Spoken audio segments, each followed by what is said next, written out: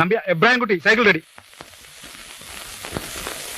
എടാ തങ്കപ്പ, നീ എങ്ങോട്ടാ? എബ്രാഹിം കുട്ടി ബസ് സ്റ്റാൻഡിൽ കൊണ്ട് വിട്ടിട്ട് വരും.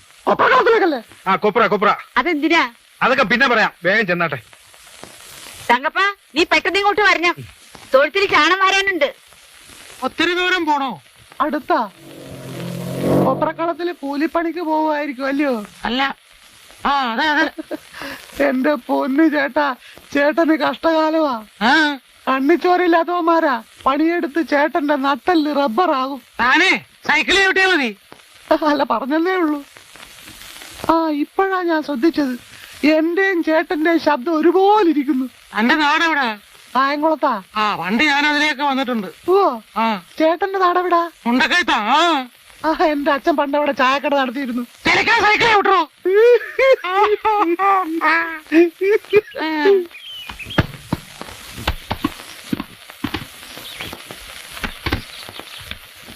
ചേട്ടൻ ഇറങ്ങിക്കോ. ഇവിടെയാണോ? അതെ.